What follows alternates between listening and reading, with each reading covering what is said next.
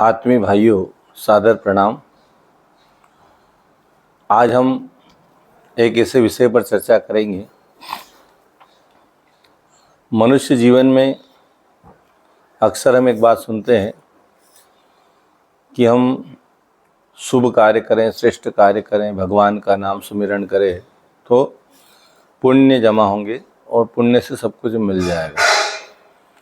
पर वास्तविक में पुण्य है क्या? वास्तविक में असली पुण्य क्या है? एक साधु महाराज, साधु बाबा 30 साल तक निरंतर भगवान का सुमिरन करता रहा, भगवान का स्मरण करता रहा, भगवान नाम का जप करता रहा और 30 साल बाद उसको ऐसा लगा कि अब उम्र बीत रही है, मृत्यु लगभग निकट आ रही है, अब अपने को शरीर छोड़ना है। पर उसको ये संतोष हो चुका था कि मैं 30 साल तक भगवान का नाम लिया, 30 साल तक मैंने भगवान का स्मरण किया, सुमिरन किया, भजन किया, कीर्तन किया, सत्संग किया, तो निश्चित ही अब मुझे मोक्ष मिल जाएगा। अब जब ऐसे विचार आए तो रात में उसे एक स्त्री ने आवाज़ लगाई और कहा कि आप मुझे एक दिन का पुण्य दे दो और मेरे एक दिन के पाप का वरण कर लो, मुझे आपके पुण्य की जरूरत है। वो आदमी एकदम बेचैन हुआ, पर फिर भी उसने सोचा कि हो सकता है कोई भ्रम होगा, इसलिए उसने भगवान का नाम लेना जारी करा, भगवान का सुमिरन चालू करा। दूसरे दिन फिर ये घटना उसके साथ घटी। फिर उस स्त्री ने कहा भाई आप एक दिन का मुझे पुण्य दे दीजिए और एक दिन का पाप मेरा वरण कर लीजिए। जब ये घटना दूसरी बार घटी तो अपने गुरु के पास गया, गुरु जी को उसने निवेदन किया, गुरु जी मेरे साथ ऐसा ऐसा हुआ, क्या करना चाहिए? गुरु जी ने कहा तेरे को मैंने समझाया। गुरु जी ने उसको डांटा, बोले तेरे को समझाया था ना, पुण्य किसी को देने के नहीं होते, पुण्य स्वयं के लिए होते हैं, स्वयं की मुक्ति के लिए होते। तूने 30 साल लगाया तो क्या दूसरों के लिए लगाए?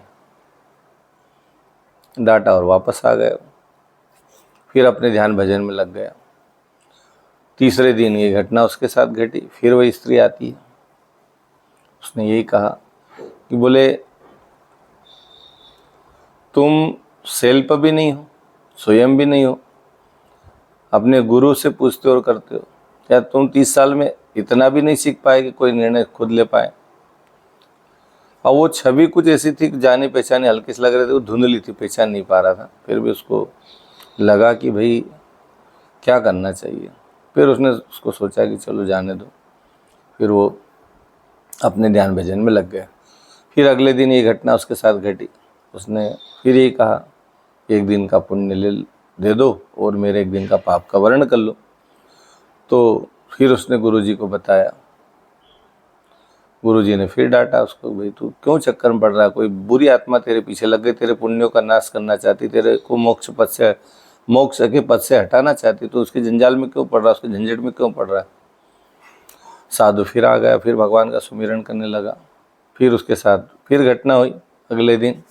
उसने कहा तो पूरी तरह गुलाम हो चुका है, अध्यात्म तेरे जीवन में नहीं आया, दूसरों के कहने पे चलता है। अरे भाई कुछ अपना भी तो निर्णय होना चाहिए, कुछ तो अपन भी निर्णय ले पाए, ऐसा प्रयास करना चाहिए। तब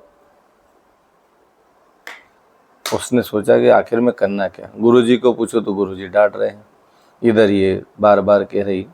जब कोई रास्ता न सूझा तो आखिरी में उसने प्रभु का स्मरण किया, भगवान से ही कहा प्रभु ये जो समस्या खड़ी है इसका निदान करो, मेरे को कोई रास्ता बता। तब भगवान ने आकाशवाणी की और को कहा कि भाई तू किस पुण्य पर इतरा रहा है और कौन सा पुण्य तेरा? तो अपने आप को ये मान रहा है कि तूने 30 साल तक भगवान का नाम लिया तो बहुत सारा पुण्य इकट्ठा हो गया। नहीं, पुण्य ऐसे ही अर्जित नहीं होते हैं, पुण्य के पीछे भाव भी जुड़े रहते हैं। तूने कौन से पुण्य अर्जित कर लिए?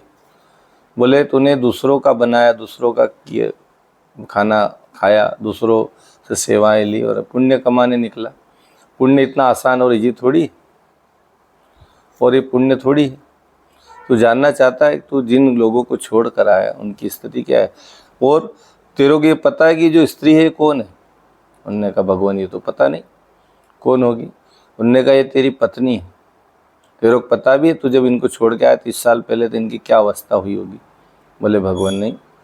बोले 30 साल पहले जब तू इनको छोड़ के आया तो वो कई महीनों तक ऐसे ही इंतजार में रही कि मेरा पति लौट कर आएगा, लेकिन जब घर का जो जमा था, संचय था, अन्न सारा, वो सब समाप्त हो गया। बच्चे भूखे मरने लगे। तो खुद ज़्यादा कोई पढ़ी लिखी नहीं थी, तो लोगों के यहाँ सेवा करके और कैसे भी बच्चों का पेट पालन करने लगी। वो एक कुष्ठ रोग ग्रसित अस्पताल में सेवा में लग गई कि उस कुष्ठ रोगी जो अस्पताल था वहाँ पर लग गई, सेवा करती रही और सेवा इस भाव से करती रही भाई मेरे बच्चों का पालन पोषण होगा, और खुद को बचाती रही रोग से। लेकिन क्या करें, आज वो खुद कुष्ठ रोगी हो चुकी है, और जो सपने में आकर तेरे को बता रही है वो तेरी स्त्री है, और वो ये कह रही है, और किसके लिए मांग रही है? वो तेरे लिए मांग रही है। वो ये चाहती है कि मेरा पति जिस उद्देश्य को लेकर घर से निकला कि मेरे को मोक्ष प्राप्त होगा, एक दिन का पुण्य वो तेरे मुक्ति के लिए मांग रही है। वो तेरे भले की सोच रहे हो, खुद मृत्यु शैया पर है और वो कुष्ठ रोगी है, और फिर भी वो तेरे मोक्ष की कामना कर रही है। तो तूने अध्यात्म में क्या सीखा? अपने परिवार को बीच रास्ते पर छोड़ाया, जिम्मेदारियों का वहन नहीं किया और खुद मोक्ष पाने आ गए। ऐसे मोक्ष मिलेगा क्या? मानवता पीड़ित है, दुखी है, और उसको तू छोड़कर आ गया और मुक्ति और मोक्ष की कामना करेगा? संभव नहीं। मुक्ति मोक्ष इतना आसान नहीं, और मुक्ति ऐसे नहीं मिलती है जब तक हम अपनी जिम्मेदारी, अपने कर्तव्यों का पालन नहीं करते हैं, गृहस्थ जीवन के अनुशासनों का पालन करें, उन जिम्मेदारियों का वर्ण करें, वहन करें, ईमानदारी से अपनी जिम्मेदारी से मुक्त होकर फिर मुक्ति और मोक्ष के लिए निकलेंगे तो लाभ हो सकता था। लेकिन तुम उनको छोड़कर आ गया। वो निद्रा में से जागा भगवान की वाणी को सुनकर, और एकदम से अपनी पत्नी यशोदा का नाम लिया, और सुबह जैसे उठा तो वो सीधे अपने बोरिया बिस्तर बांध के चल पड़ा। गुरुजी ने कहा भाई आज क्या बात है, जल्दी भिक्षा अब जा रहा है? उन्होंने कहा नहीं गुरुजी घर जा रहा हूँ। गुरुजी ने कहा भाई अब घर जाने से क्या लेना था, अब तो तू मुक्ति की ओर मोक्ष की ओर जा रहा है। उन्होंने कहा गुरुजी नहीं, आज मैं सही धर्म सीखने जा रहा हूँ। जो मेरा धर्म था उस धर्म का तो मैंने पालन नहीं किया, और उस धर्म को समझने के लिए, उस धर्म की सही शिक्षा और सच्ची शिक्षा लेने के लिए मैं अब गृहस्थ जीवन की ओर बढ़ रहा हूँ, परिवार की ओर जा रहा हूँ, और मैं अपने कर्तव्य का पालन करने के लिए जा रहा हूँ, सही धर्म सीखने जा रहा हूँ। सही धर्म ये नहीं है कि हम सारी जिम्मेदारी से भाग जाएं और भगवान का नाम ले लें, उससे पुण्य अर्जित हो जाकर हमें मुक्ति और मोक्ष मिल जाएगा, ये संभव नहीं। परमात्मा ने यदि आपको कोई जिम्मेदारी दी है, आपका कोई कर्तव्य है, उसका पूर्णतः निर्वहन करते हुए, उसका पालन करते हुए, गृहस्थ जीवन के अनुशासनों का पालन करने, जिम्मेदारियों का वहन करने के बाद, जिम्मेदारियों से मुक्त होने के बाद, जब भगवान का सुमिरन सच्चे मन से करेंगे तब जाकर हमें मुक्ति और मोक्ष प्राप्त होगा।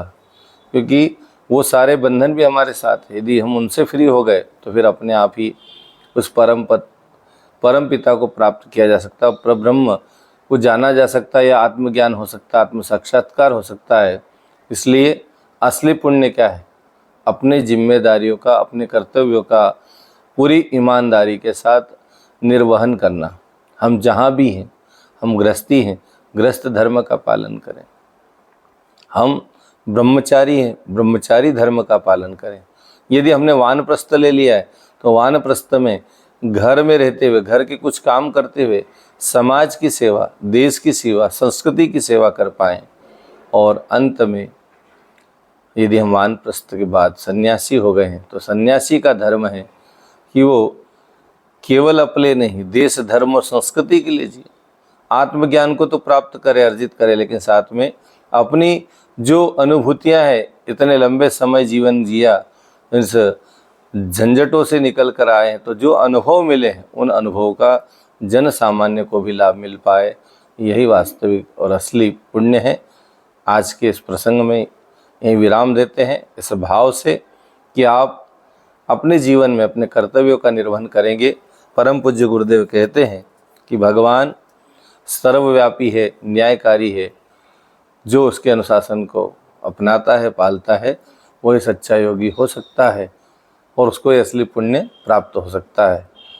आज का प्रसंग यहीं समाप्त करते हैं। ओम शांति।